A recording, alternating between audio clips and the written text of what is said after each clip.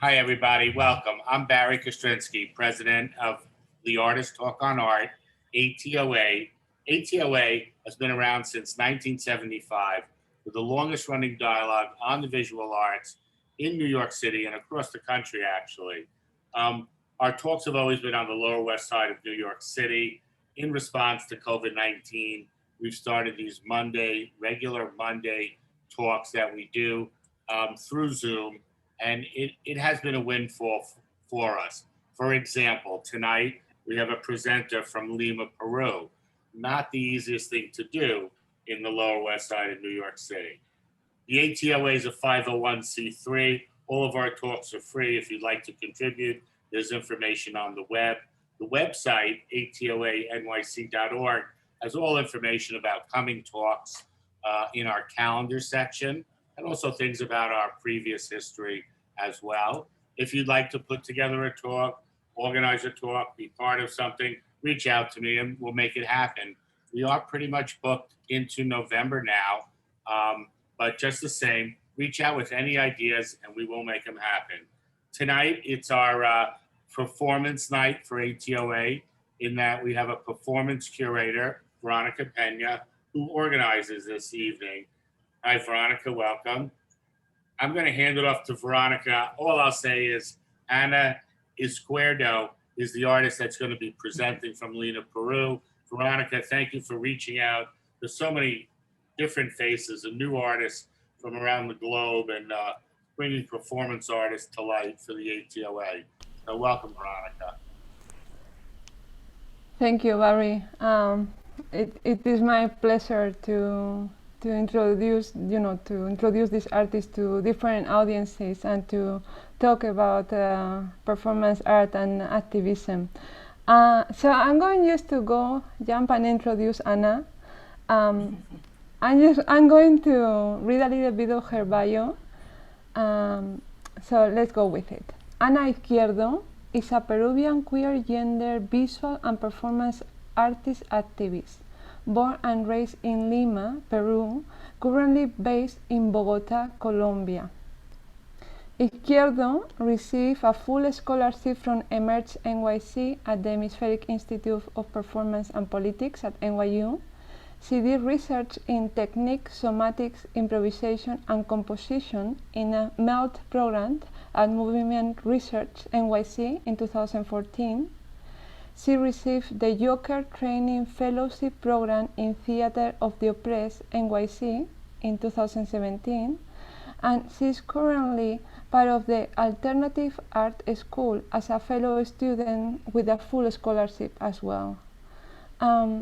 Izquierdo is an organizer, and she is the founder of Encuentro, Espacio Abierto a Libre Performance, an international performance art festival in Lima, Peru. She is the founder of Dinámicas de Intercambio residency program, which opens debate and presents lectures about performance art and semantics. She is the co-founder of Rastro, an art collective for social justice and political memory. And to finish, as an artist that works through performativities, video art, and installation, Izquierdo remains close to non-conforming dynamics in society, such as personal practices, political memory issues, activism, queerness, and topics related with identity and gender as a response to oppression systems. And Ana, it is all yours. Go ahead. Okay. Thank you.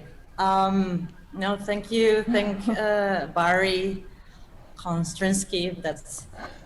I'm sorry if I don't know how to spell it. If not, I will learn. And thank you, Verónica, for this opportunity. First of all, I wanted to share this new project in which I've been developing since last year. It's basically my way back to working with objects again. I'm still kind of trying to translate, performativity through through this objectual proposal. I wanted to be really specific about Visa 01. Visa 01 is basically a series of different sacks of coffee, basically made out of fabric, in which I decided to replicate or print my face out of these like different biometric pictures. It's super interesting because my way back to working with objects, it's through a pandemic, something that I still don't understand where this like pulsion came from, because basically like all art spaces in here are closed. But to me, it means like a personal challenge too, to be able to relate with all of these objects in such a different platforms, especially the virtual one. I work with Suero, that it's like a gallery that centers femmes and women from South America. And here we go. Let's see.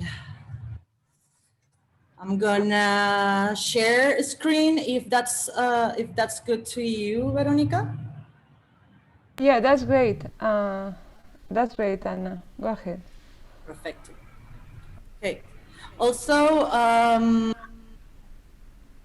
Veronica, I wanted to ask you if there's any sort of thing about translation or something, because there's also a Spanish-speaking audience. To make it just like a little more inclusive, if somebody have like any sort of like question or anything, yeah, like there's a chat, and thankfully we both speak English and Spanish, so pues quería hacer como el espacio un poco más inclusivo, definitivamente. Entonces, para cualquier persona que se le haga difícil poder hablar como en inglés o entender términos, pues Verónica felizmente y yo podemos hablar en español también. Entonces, pues está el chat y pues esto no me parecería chévere si no puedo encontrar a las personas a medio camino. Okay, so here we go. I see you spoke a little bit faster in that language. Yes. Here we go. So I basically decided to use social media to be able to open up this conversation, especially because Visa Uno is a project in which I decided to start unpacking this specific event that happened in my life that was that was in 2015, in which I got deported from the United States of America, just for exercising my right of expression, of creative expression. Definitely, we're talking about Obama government, the government in which has like the highest rates of deportations through the whole history of the United States of America. Not even with Trump, funny enough. So what I decided to do was, especially in these times in which political, like identities are more and more politicized, and also representation is something that definitely it's on the table. You know, we want to talk about like artistic practices.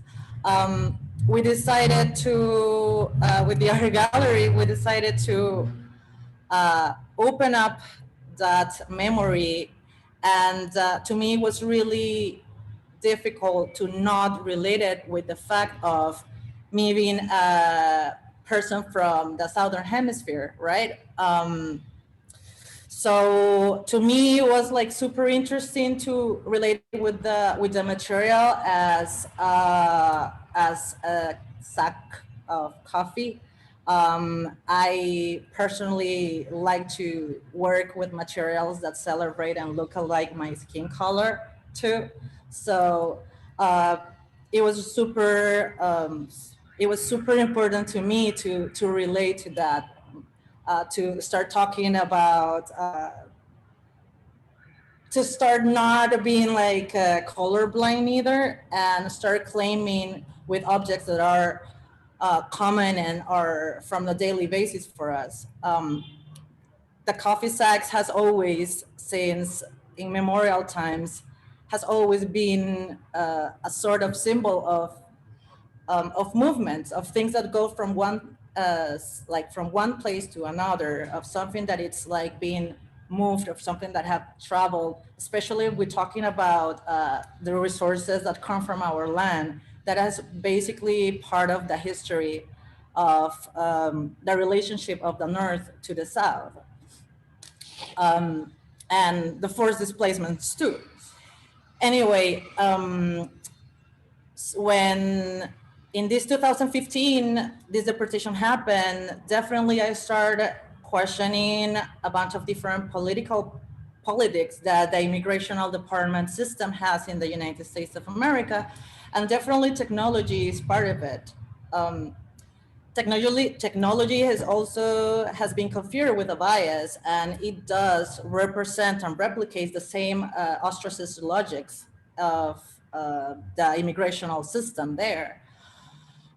What happened here is that after researching a lot and talking also to different collectives that do support immigrants that are undocumented or are in some sort of like struggling, I ended up getting to know that there's actually this sort of system and data in which they put in immigrational departments, in which they could get conclusions as if this person's skin color and how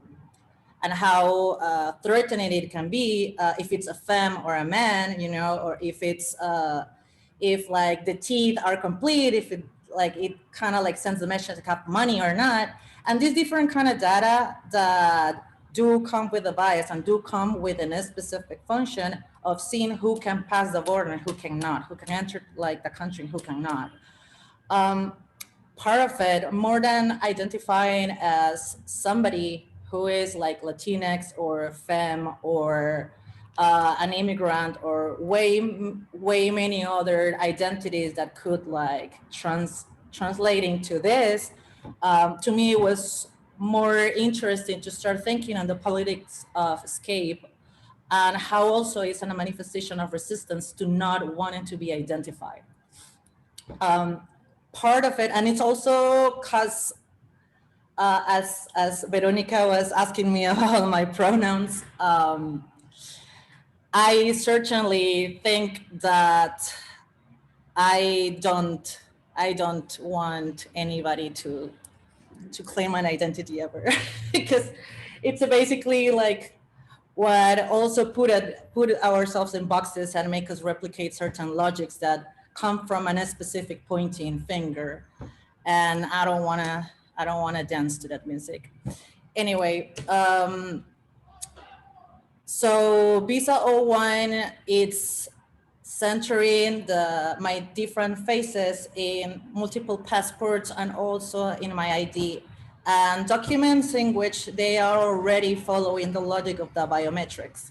So all of these proposals of pictures comes from different parts of my face that I construct later. And we have possibilities of faces that can look like me or even look like siblings as me, you know, but at the end of the day, they're all fake. One of the things that to me was like a really nice and interesting relationship of putting them in the different video arts in front of my face. It was of the idea of bringing back also the political claiming of the idea of mask or the disidentification of collective groups that are usually organized to protest against something. The power of the mask has always been related to a collectivity and also as a way of taking this taking, this hall of resources in which you can actually get profile.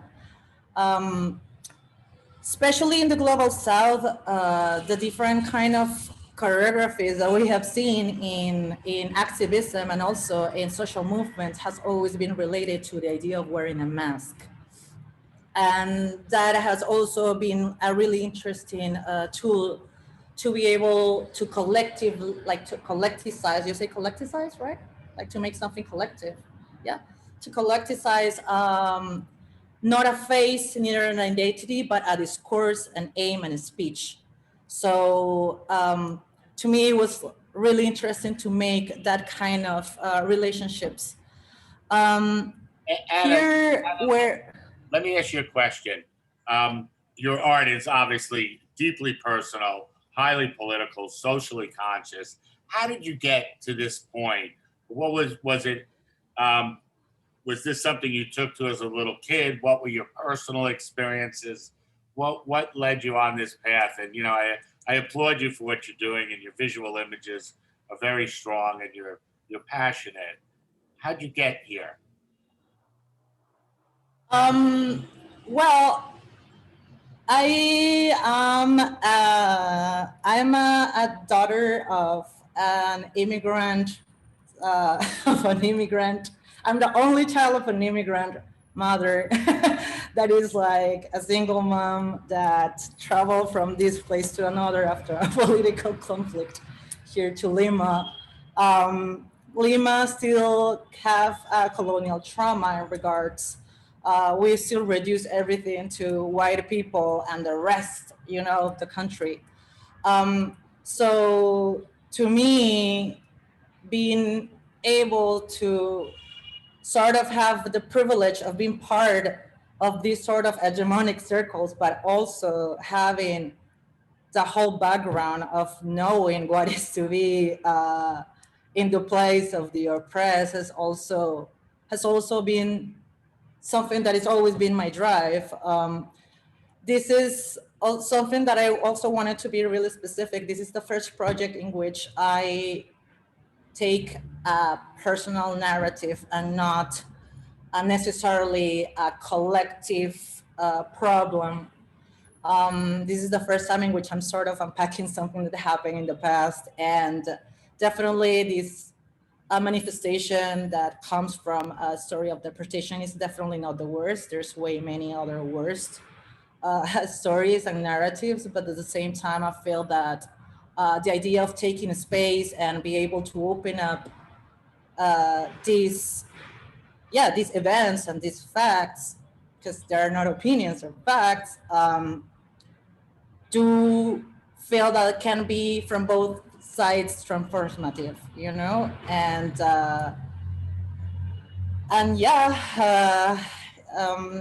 the whole history of Peru has always been around like the ones who won, the ones who lose, and the ones who never say anything. So I definitely don't want to be in the middle side. Anyway, part of this project was so interesting because what I start doing is this figurating my face around embroidering. Almost like prioritizing the code over the human, right? And to me also there was like this huge symbolic performativity around embroidering basically myself on this sack and almost creating scars. I wanted to show you this. Yeah, here we are. Basically all of the embroiders that you see in the left side are made by hand, and they're almost invisible, but they are all part of the codes of these different biometric documents. That is basically like the code in which they validate a document as legal before analyzing it.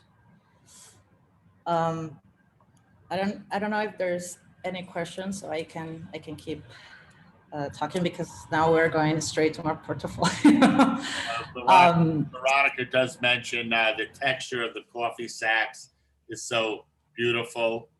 Jill Gerwitz asks, hi, just to clarify, you took your image and embroidered on fabric coffee bags, and what kind of coding happened? I guess explain.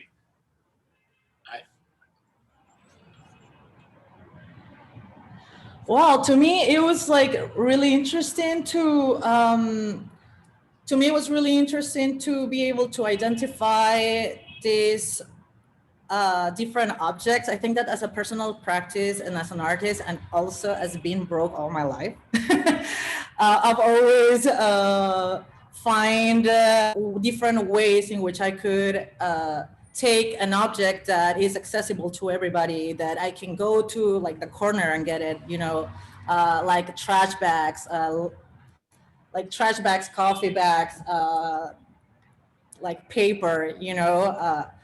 To me, it's super interesting because the idea of taking something that everybody can identify and turning it into something else, you know, I think that there's a big power of it, in it, because you are being able to read that object with another configuration, right? To see that there's like a power on this object, and also the fact in which you can make it accessible to read to everybody. Personally, I don't think that I will never call my art revolutionary neither radical if it would not be able to be read to everybody, you know. Or Anna, in terms of the process, how do you print it on the bag? Are you printing? And in terms of embroidery, are you doing the code, the numbers, you're embroidering each number? I'm sorry? Let's discuss the process, how you put the piece together. Veronica, go ahead. Yeah. Anna, see, they're asking what is your process like, your physical process, like did you paint on it, did embroidery? Or for instance, what are the biometrics? Like, are those your fingerprints, or is that something else? Y si quieres te lo digo en español. Ana. Pues estaría bueno a lo mejor como también decirlo en español, como para que pues podamos entender todos y todas. Sí, parece que la gente tiene curiosidad de saber cómo es el proceso creativo. Cómo lo imprimes, qué material utilizas, y también cuando dices biometrics, yo creo que da curiosidad saber a qué te refieres con los biometrics, si es una fotografía de la cara, si son tus huellas dactilares o si es algo más. Es que son muy bonitos. Okay. Go ahead, okay, so first of all, when I talk about biometrics, is definitely biometrics have like existed basically like in different manifestations of history. I think that right now what I stand for is by the fact that this technology do come with a specific bias, and when I kind of centered myself as somebody in which definitely identified that biometrics and the fact that it's more and more present in our intimacy and do come with a specific objective, that is ostracism. In this case, when I talk about immigrational departments, we talk about xenophobic politics, right? So what's the thing? Biometrics right now have taken such a big space in our lives at a point in which it do come with an objective of exclusion. You can go to different part of Europe and basically the bus stops can know if you're a woman or a man, you know, like basically Amazon can look at your face and see how much they charge, right? Especially now after pandemic, especially now after pandemic, that now a lot of people are applying to different jobs that do come with, do come through virtuality. They don't even have a human necessarily like choosing people. They're just like having access to our identities to see who can get the job. And that reminds me a lot of when I was in the States and some like Latinx friends had to change their last names to be able to get the job, right? So it's not that necessarily technology is being able to create a new world of new possibilities and a world that in which this can use to be able to create more justice or better options or just like take away everything that it's making all of this awful, you know. It's that basically now technology is just replicating the same logics and it's not creating anything more than what it already is. The problem is that right now there's absolutely no politics around it, right? And I feel that this kind of work can open conversations about that. And as far as I do believe that the exercise of representation, it's something that we need, you know, for especially for minorities or for people to be visible. Till outside is not a safe space for all of these people, I choose personally to disidentify them. And that's where it comes, this relationship that I have with creating this mask, and also with the idea of creating this tension between the codes that are part of the image, you know, as part of the document, and my face. Well, certainly. And how it can just like...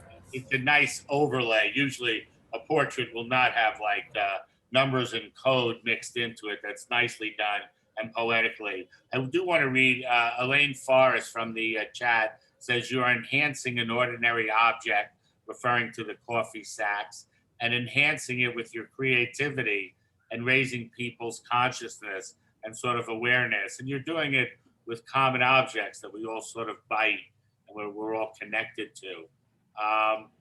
If you'd like, Anna, go ahead and screen share a little more. Do you have images for us? Keep in mind, we're all image junkies here.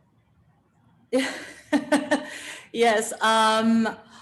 I have, okay, let me show you. I love that, Barry, image junkies.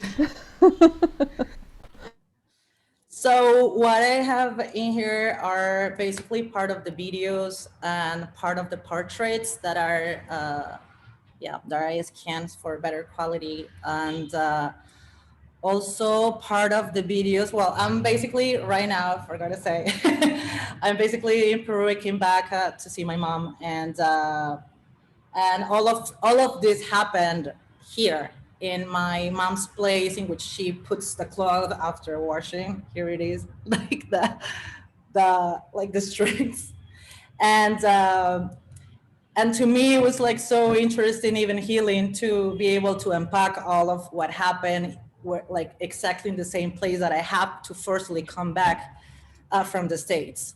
So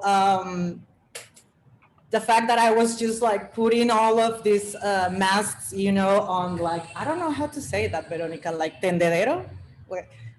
How do you call that? Clothesline. Okay. Clothesline. I am not sure, to be honest. I think she may be right. Yeah. Where you put your clothing to dry on the open air? The clothesline. Elaine,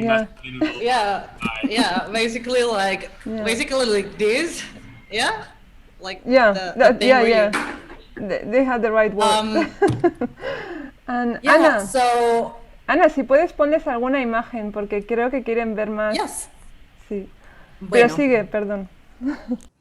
No, todo bien. Vamos por aquí.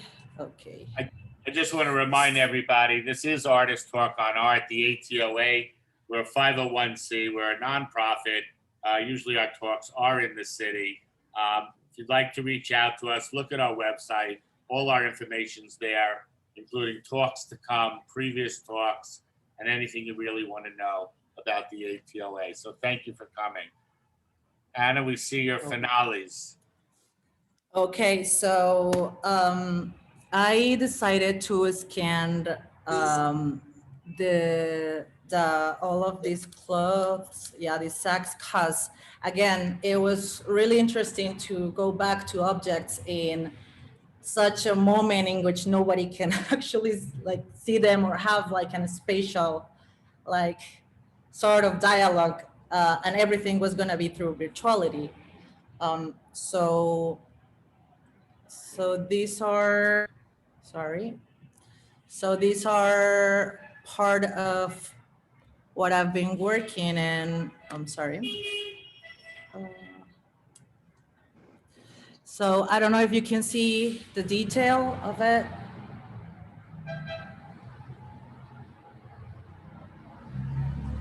It's not sharing on the screen. So Yeah. see the folder, finales, nothing open. Yeah, Yeah. está mostrando los archivos, Ana, pero los nombres de los archivos, no las imágenes. Oh, okay. So let's see. A lo mejor si las abres en preview o en lo que tengas y vuelves a compartir, ahí te las deja ver. Listo. Si quiere. ¿Ahora sí? ¿Ahora sí? Now, Ahora sí. Yeah. Sí. Okay. So basically, Oh, okay. Yeah. That's so fantastic. So these are basically the embroidery that I made around deformating my face too. Again, even though it's work that has been it's objectual work and its platform was virtual. To me, it was really interesting to still feel that it was an object that had a lot of performativity, and again, as being able to embroider like my face or embroider myself, with an object that kind of look alike, and an object that was so familiar to me, and an object that do have and share my same skin color, was a really intense experience. Veronica, you know Guillermo Gomez Peña and Gloria Saldúa, and all of these artists that do work around the border and being fronterizos. Part of a little of this healing journey was to be able to read about other artists that work with the same speech or need to abolish borders, and to me it was really difficult to forget that all of them do reclaim the border as an open wound. And so the fact that I could embroider myself into that, or into that specific moment of my life, was also sort of a really healing experience. And also being able to share this through the platform that I know or feel safer to me. That, well, in this case was through art. Here we go. Anna, and is that a photograph or is that paint? What you make your face with, your image? I mean, the one that looks more. Yeah, I did it as a method called sublimado. That it's when you print a picture and then you put it on heat, and then like almost like a transfer. Yeah. Mm-hmm. I always like to work in regards to printing or those stuff. I love to work with materials or like methods that are usually work with books. I don't know why. It's just that. So in this case, yeah, it was really interesting to create this tension between getting to know the person, but also finding the code, or finding the code deforming the face and being able to integrate it through embroidering. So what I did was, again, it was constructing new faces out of different part of my face, just to be familiar but not accurate on who I was, or who my identity was, or which my identity was. Part of the nature of like clinging then on this thing that we can see through the videos. Let's see.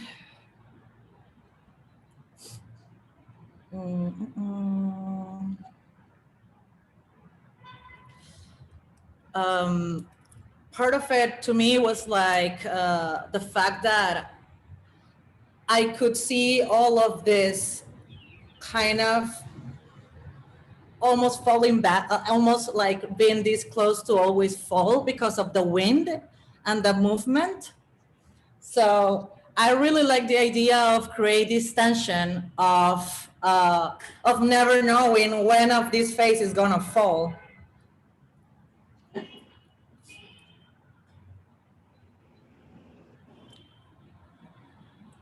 Like these videos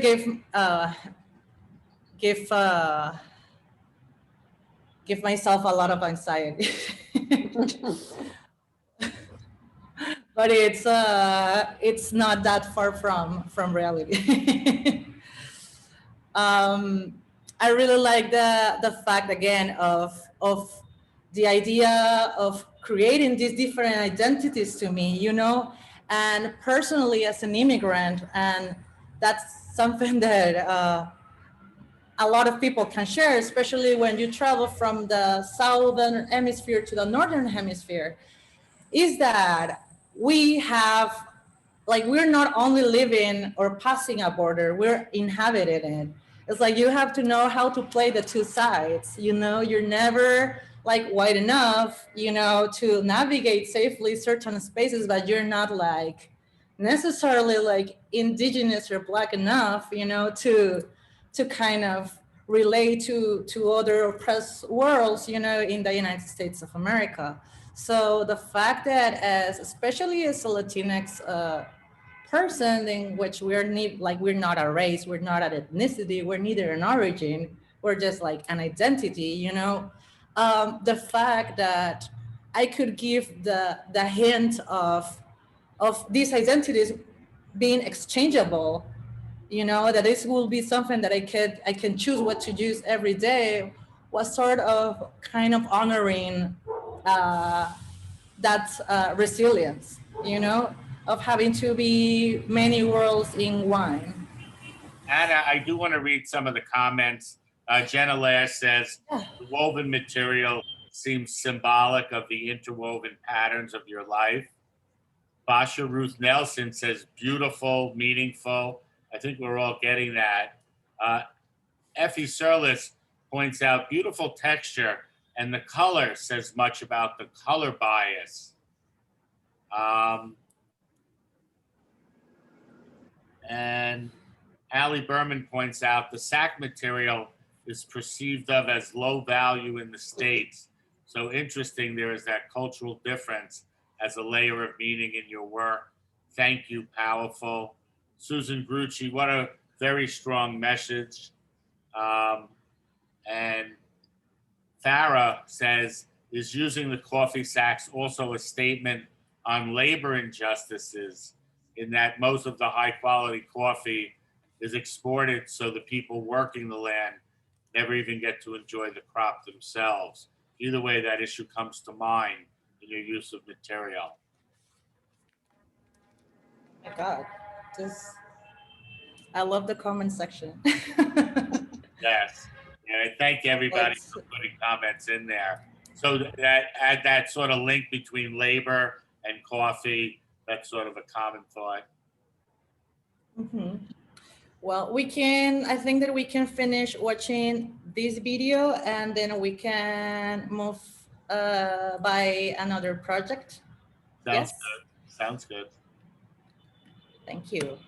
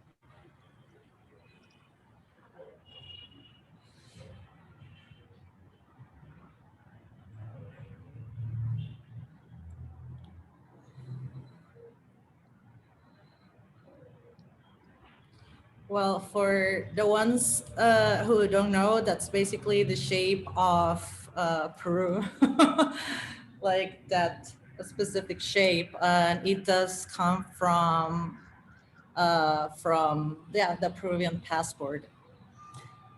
So I think we're ready to check out the portfolio. All of these pictures that are the ones who you saw printed on the coffee sacks are basically this. And all of these people that are not me.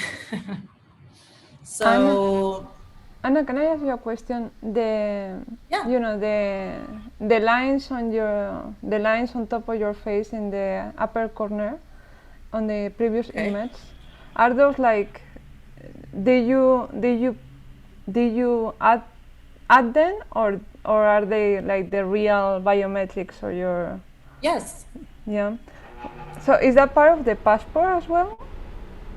Yes, Yes? they wow. are like the 4 of them are part of passport. Like sorry, like the one in blue at the left bottom side are from the visa, and the rest are passports.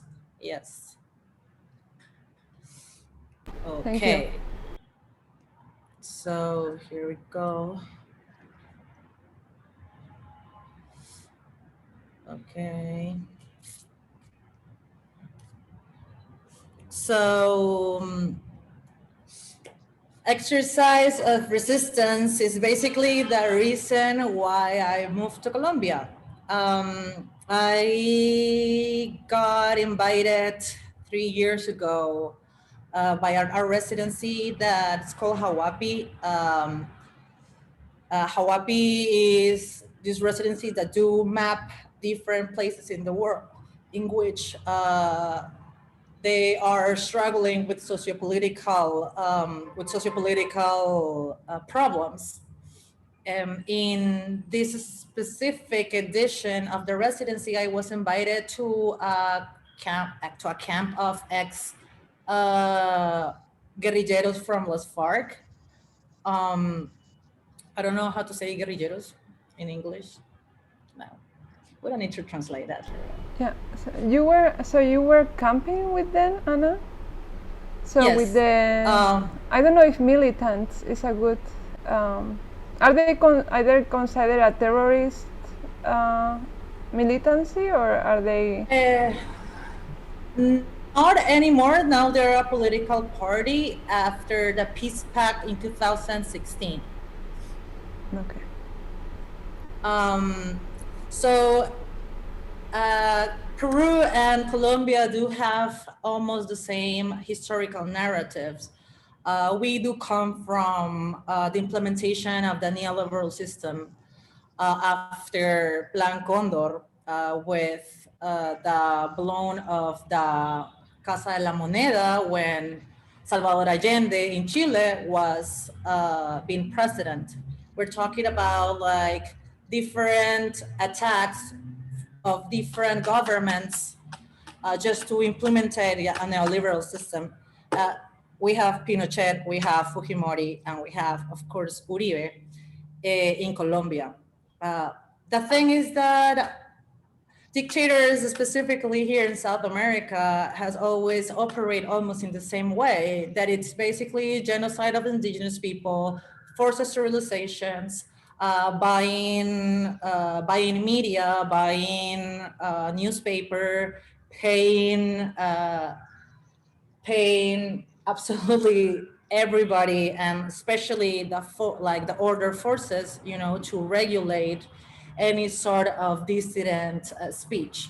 So after in the gobierno of the government of Santos, they decided to create a peace pact in which the dissident groups in Colombia, specifically Las FARC, will just drop weapons to create a culture of peace, with the government offering certain rights that they were not given, not only to these dissident groups, but specifically to indigenous people. So part of the pact was giving back land, respecting human rights, being able to give space to different other political parties that will not necessarily identify as right wing or capitalist defenders, right? That will just sell anything, especially our natural resources. So one of the biggest strategies of the government, of Colombian government, was creating monsters out of indigenous people or farmers that in 1930s will start organizing to be able to reclaim for their land. The outcome of it was definitely a weaponized collective like Las FARC, like el ELN, and different organizations that will be profiled as terrorists.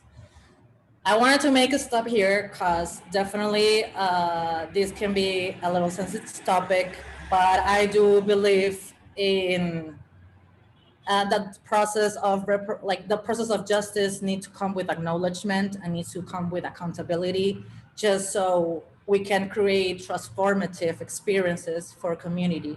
So first step is accountability and being able to recognize mistakes.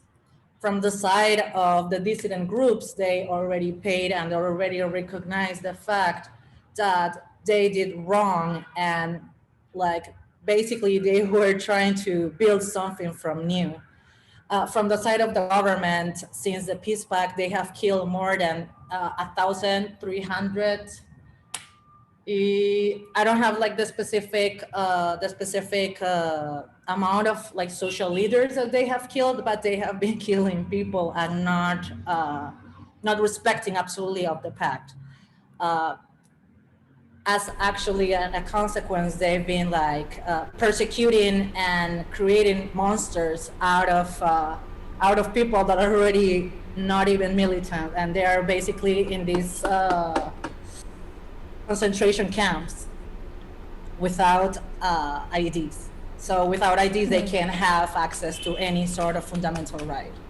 So part of this residency that I did was living in this camp with the militants of dissident groups, and what I came... Yeah. Sí, que están demandando fotos. Yes. So part of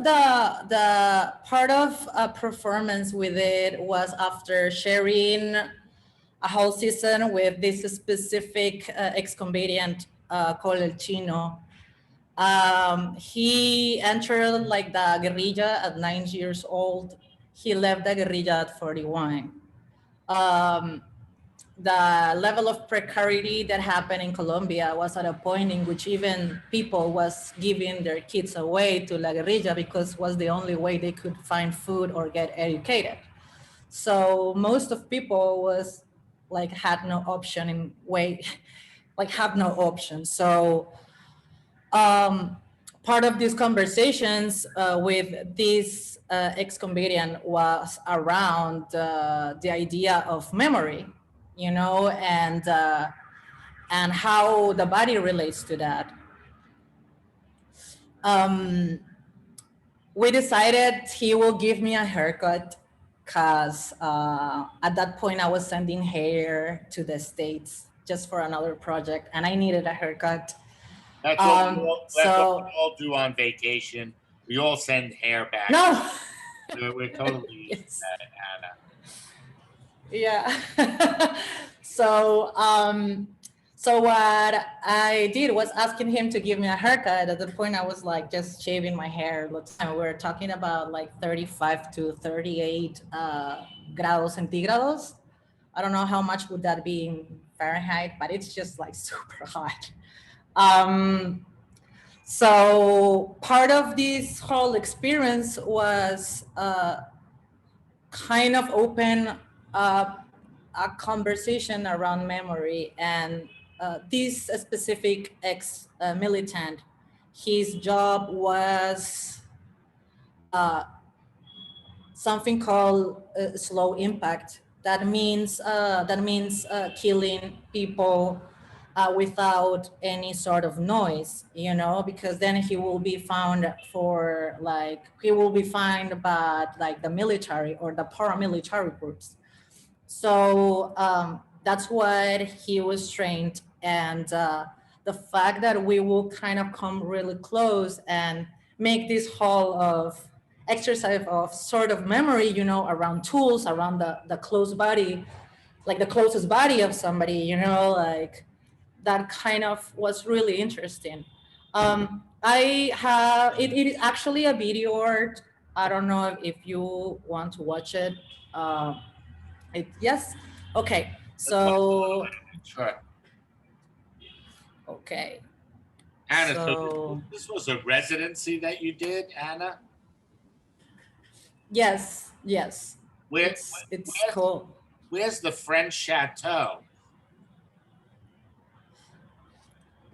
I'm sorry? Usually residencies are at French chateaus or in Italy. It looks a little different. I do on like a tourist residency, basically. Yes. Okay, so let's see. Anna, and once they are inside the guerrilla, can they leave the guerrilla without retaliation, like without punishment from the militants, or?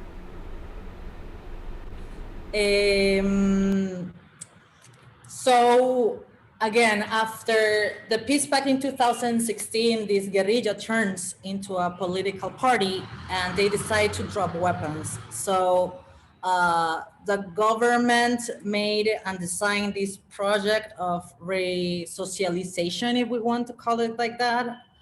But the fact is that they just put a bunch of people in almost impossible places to live, you know, in Colombia, and retain their IDs and basically put military bases around them so they can be checked out all the time.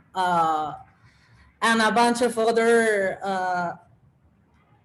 they're like concentration camps. They are concentration camps. Like they're like, you can call it other way. Terrible to hear. So let's see.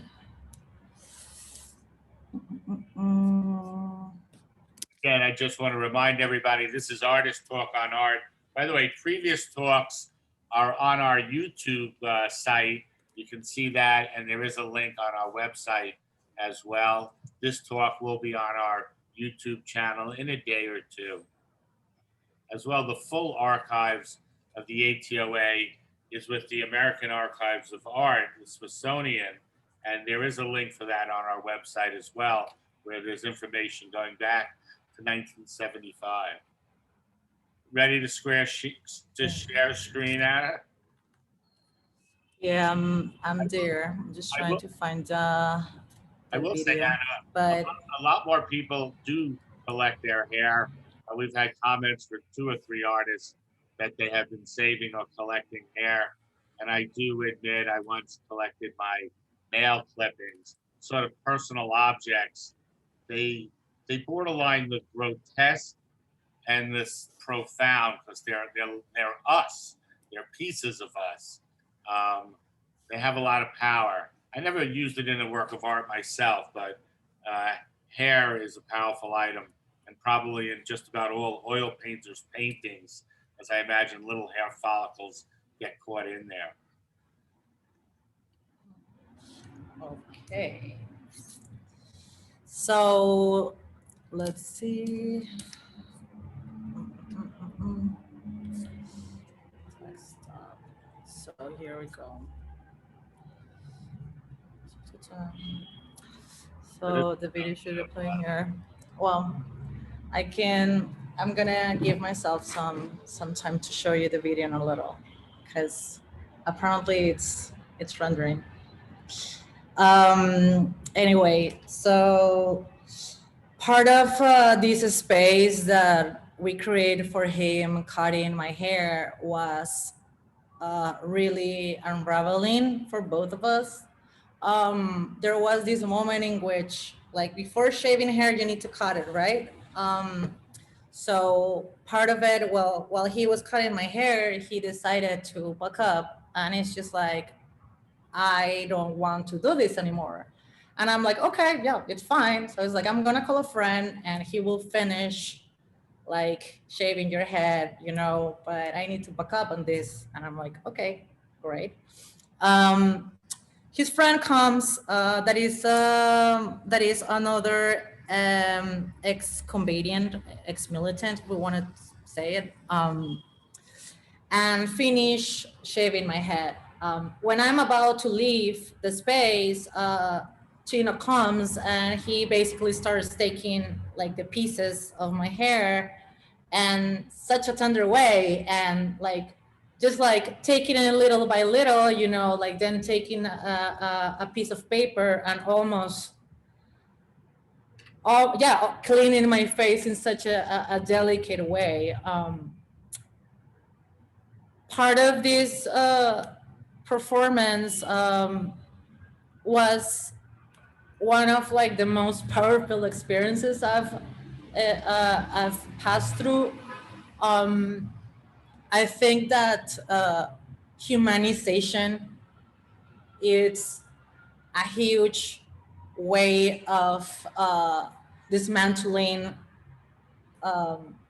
narratives that nobody comes from, like nobody knows where they come from, that it's not a place of power. The idea of starting to build like new worlds in which we can center our idea and justice from restoration, you know, from having restorative actions and accountability more than just like punitivism, you know. And I feel that this specific performance actually make us understand that outside of this big binaries idea of understanding a political conflict, you know, and this polarization, you know, of interests that usually happen in fascist governments, come with a specific aim, and there are way better tools to create dialogue and understand that behind each person there's a specific narrative, and there's especially a human being. So again, relating the hair, I take this project with me to El Chino because since again I got deported in 2015, I that same year, Obama decided to put a specific group of, how do you say, like policías forenses, like forensics police, yeah, Like all like that. forensic police, I guess. Not like Or police, like or detective or yeah. something. Or Just say it in investigators. Spanish. It always sounds so much nicer. So that same year in August, Obama declared that he will designate a forensics police department, if you want to call it, in which they can actually go anywhere, you know, and check for hair, check for nails, check for different kind of like human parts in spaces where maybe illegal immigrants work, in houses, you know, where maybe illegal immigrants live, in like college, in which maybe illegal like immigrants study. So, so basically, he was claiming from the logic of saying that if there is hair, then you exist here. So since 2015, I've been sending my hair to different parts of the United States of America as a way of resisting and claiming my way there. As a way of also saying, okay, you put the rules, then I'm gonna turn it into something else. So if you say that is my hair like is here, then like I exist, then I'm gonna do that. So that's something that I've been doing since 2015. I feel that with this last project that I show you, Visa 01, I kind of stopped doing it because maybe I wanted to turn it into something else. That's why my hair is like growing too. But that was something that I was compromised as a way of resistance as a daily basis. If you are interested on me existing in the States and you hosted me somewhere, just let me know about your address and I will be more than happy than send myself there. So, yes. I mean, let me ask you, Anna. You know, there's a touch of comedy in there, but it's very serious. And, you know, a lot of artists today they piggyback either to surrealism or Dadaism. I would say, is Dada an influence in your work at all, or something you respect in art history movements? Oh, I'm sorry. Maybe I'll move on from that. But I will say, show us some more images and tell us more. I just say you have an interesting combination of comedy mixed in with the very serious, you know, by sending your hair to the different locations and claiming that you've been there. It's a very smart trick. I like it. Yeah, I think that it's like, I think that it's super cultural to relate like humor with when everything is falling apart. I think that part of like Latinx identity have a lot to do with that. We don't have a culture, neither like an access to mental health. So we usually sort of navigate problems with humor and party. You know, like you can pay like $30 to maybe like a therapist, but you can always buy a beer and just like unpack with a friend, you know? And so I feel that connection, it's something that it's a good tool also to communicate without impacting in a negative way necessarily. You know, we can turn something really hurtful, or we can turn something like we can navigate trauma maybe in a safer way. So here we go, and then we go to we go back to sharing screen. And my thing closed, but here we are. So this project is called Say Her Name. Say Her Name is a durational performance in which I jumped the rope. Okay, so context. Peru have almost the highest rates of feminicide and hate crimes against LGBTIQ community and women and femmes. So it's really hurtful to always listen to those traumatic numbers, you know, in which you know that each year like 400 women have been killed and only like 7 people went to jail, you know, or even face a trial. So again, when I talk about violence, I don't believe that violence are necessarily isolated cases. They do come from structure, they do come from a system, and they do come from a really complex,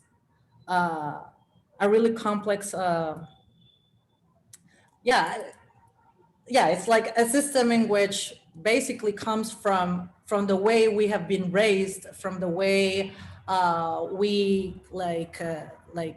we create these new politics, you know, to be able to fight this, like with education, with opportunities, you know, with like being able to be recognized as a worker, to be able to have access as a woman, you know, to your own sexual rights, to your own reproductive rights. That's something that doesn't happen in Peru.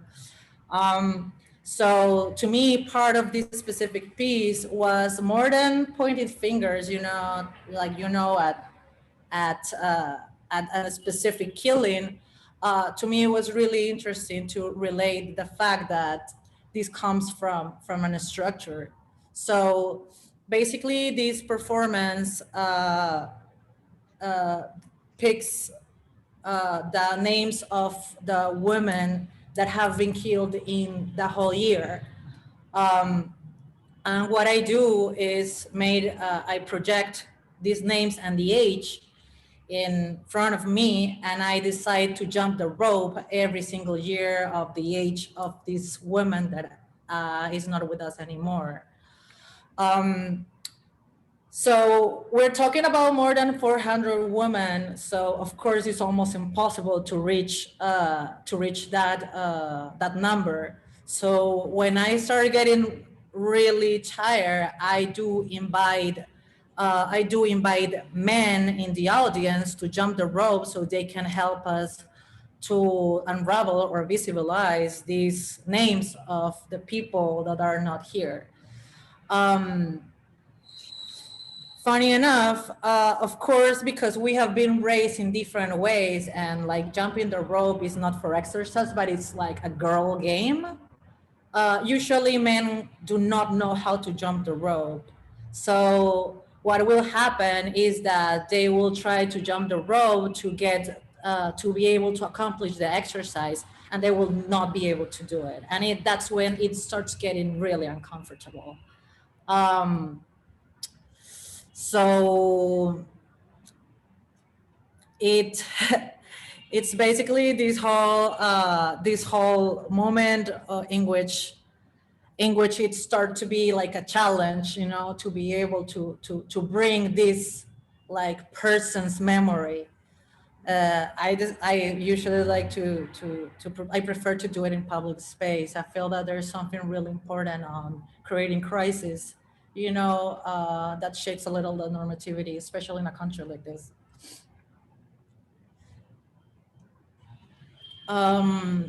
So this is a project where I met Verónica in Chile.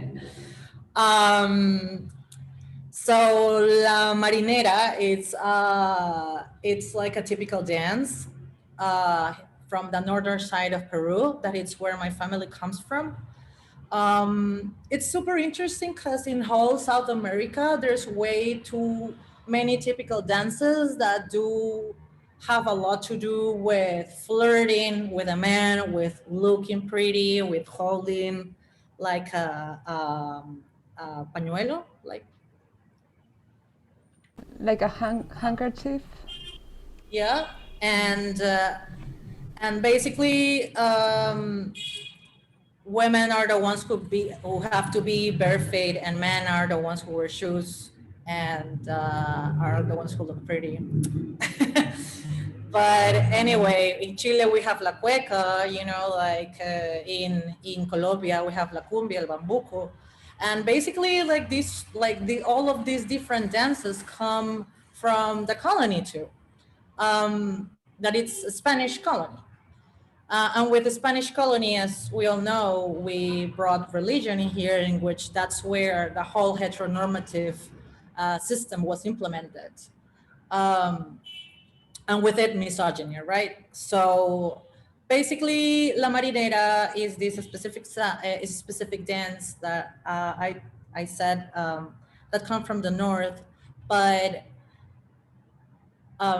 the whole training to be able to dance this in a good way, if we want to say it, it's really violent. Usually they embroider coins, you know, of in all of the typical dance, you know, like I'm sorry, in the whole skirt, in the whole clothes for women. So sorry, like a bandana, like, you know, like the bandana that you use, like the pañuelo, you know. Oh yeah. Yes. So I would love to show you this. We can do this really fast because it's quite difficult, so you can get to know what it looks like. Here it is.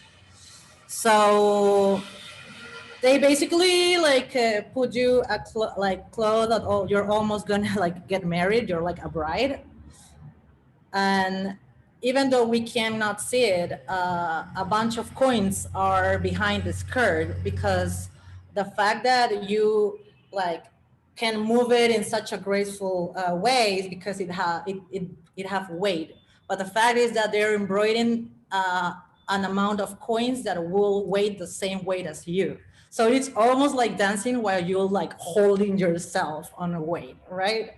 So anyway, the fact is that there's definitely a really violent way of training to be able to win in these contests, you know, of who dances better. They kind of put pressure on your feet 2 hours, 3 hours before. So when you go out to dance, you don't feel your feet and you can just hit them really hard so you can dance better. You know, of course, a man is gonna step on you with their heels because they're boots, you know, and way too many different rituals that people have normalized with tradition. Marinera comes from the word marino, that it will be basically somebody from the Navy. And part of growing into that tradition will make me be really curious about where all of this came from.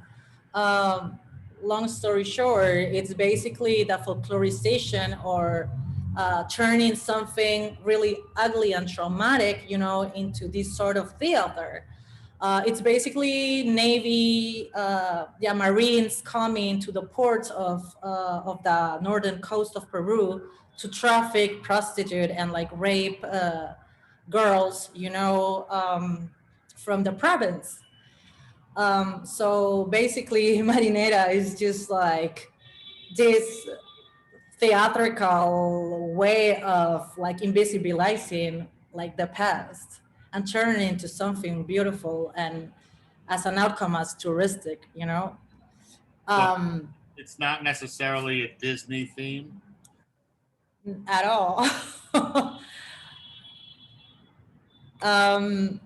So again, Marinera is this piece in which I invite people to take I take a portrait of my grandmother, and I invite people to put makeup on me like the way she looked like in that portrait, and then ask people to clap so I can show them how I dance. This ends up being this durational performance in which I dance nonstop and I sing nonstop and I smile nonstop till the last person stops like clapping. Something that it's just like super, it turns like out as a common thing is that every time I've performed this piece, there's a moment in which of course people start getting really uncomfortable because like my feet can't like are hurting, right? But at the same time, it's always really sort of uncomfortable, the fact that it's always a man, the one who keeps clapping, even if it's the last one and the only one, you know. At the point in Anna, as unique as it is when you speak about the feet being uncomfortable, you can't help but think of ballerinas and dancers in the United States. And earlier in an example, you said how the dance, to some extent, has an allure, a sort of sexual side to it. You can't help but think, even though this is very specific to Peru, that could be found as a trend underneath dance in many different cultures. I will say, I think in birds, it's often the male bird that does the dance. I think varies species to species, and certainly these are culturally learned tools that have biases built in them and are in things like dance where we don't necessarily suspect them and we absorb them very deeply. I do want to read a comment. I will say Susan Grucci says, we're getting an education. Great to have this venue to learn about.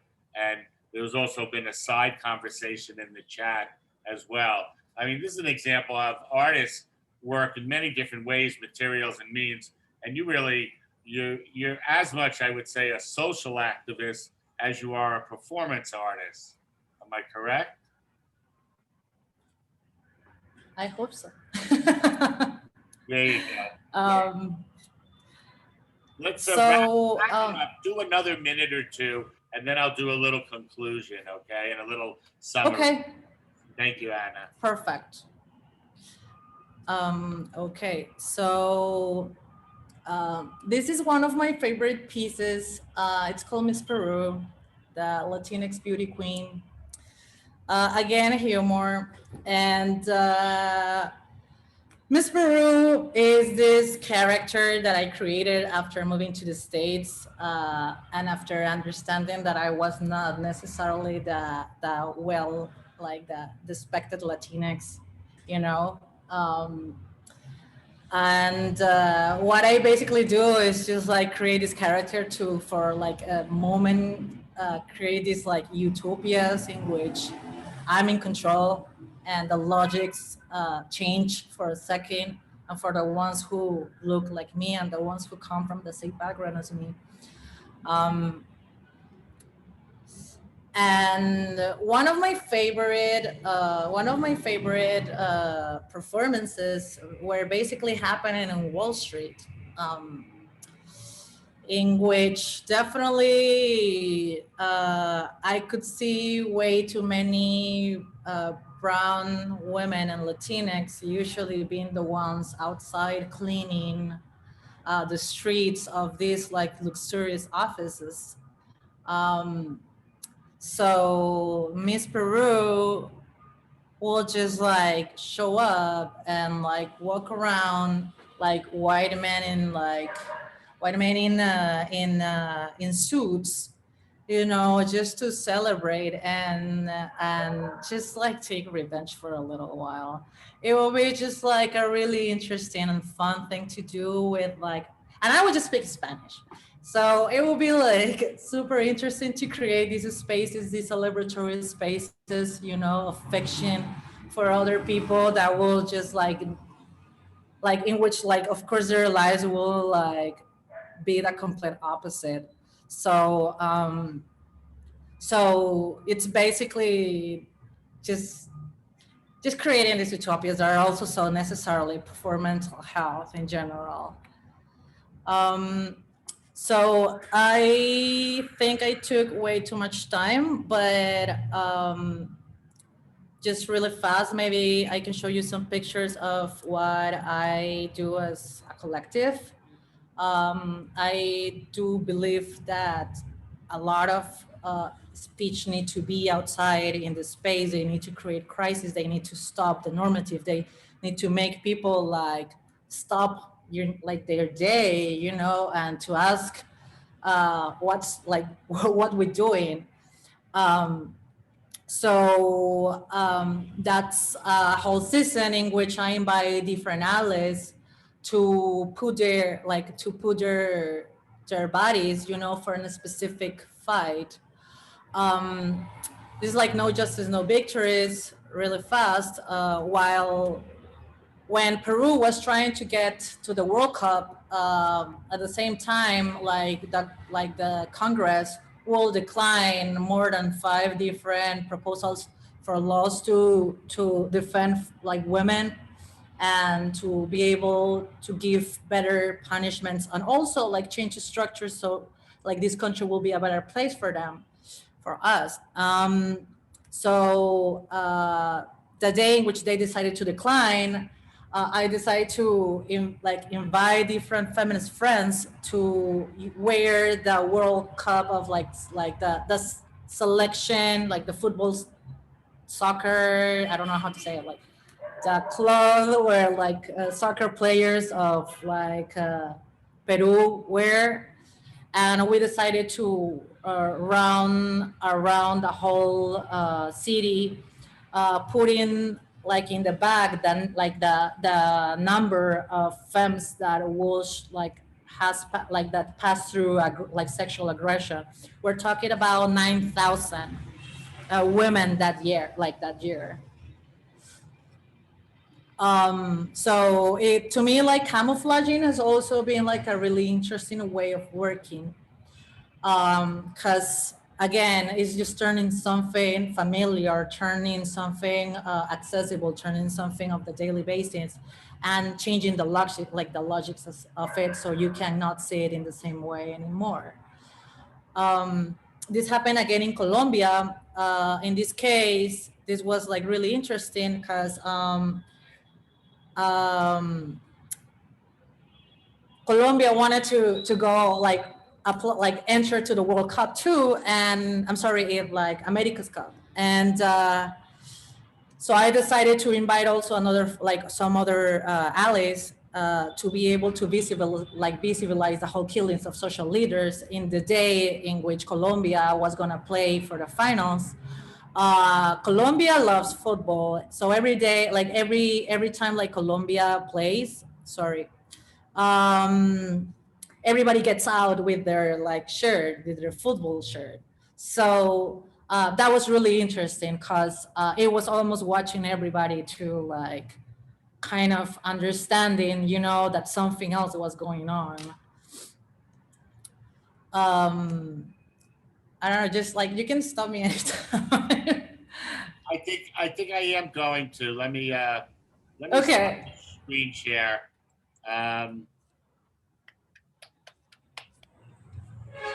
Thank you so much, Ana. Muy bueno, Ana. Muy bueno. A lot of very positive comments about tonight. Thank you for what you do, from Basha Ruth Nelson. Let's see, Francine Kornfeld. Thank you, Ana. And by the way, Francine's a member of our board at the ATOA. Thank you, Ana and Veronica. This has been an educational and amazing presentation. Veronica thanks everyone. Omar, my good friend from the Bronx, but now he's a Brooklynite. He's turned against the Bronx. Omar says, I learned so much. Thank you. You are a soldier in the war against oppression. And I sense you are. And this is a fight you'll do, on your own terms for a long time. Sophia Amaya says, this intervention is awesome. Jenna Lash, very brave work, Anna. And then several other comments. Thank you, Anna. Very impressive body of work you are doing with your art, says Susan Grucci. I think we all agree. You had a very powerful line there that the first time you said it, I wasn't sure because it was so strong, but you repeated the need to create crisis. I mean, that's almost the opposite of the way most of us think. But in a weird way, you're making the point that the norm is broken and that we have to create a crisis. We have to fix. We can't just accept sort of the status quo. And I would say you are 100% of your soil, Anna. Your work, what you're coming for, your reaction is from the injustices that you've seen in your country. And I sense you're blending Peru and Colombia, and I sense they're both sort of bad players from some of the comments that were made here. I do want to thank everybody for coming, especially Anna for your time and your presentation, and Veronica for organizing this for the ATOA. And of course, everybody here who mentioned thoughts, who said something in the chat, or just came and participated. I always like to mention, it sort of supports the artists when they hear comments. And I'm sure, Anna, you got a lot of great comments tonight, but you also spread a word to a very powerful message to our group. And I want to thank our group. I see so many regulars here, and I do see a lot of new faces, which is very nice to see. Become a part of the ATOA. Go ahead and reach out to me if you'd like to present or if you have an idea, and visit our website. You can see everything about us there. Thanks, everybody. Thanks. Well, I'm leaving my mail there if any of you want to have like a comment or anything. I'm always down for learning. So anyway, thank you so much for the invitation. I do appreciate a lot. And yeah, hope this makes sense to you. Muchas gracias, Anyway, Ana. thank you very much. No, gracias a ti, corazón, and thank you everybody for real. Gracias a todos y todas y todos, corazones.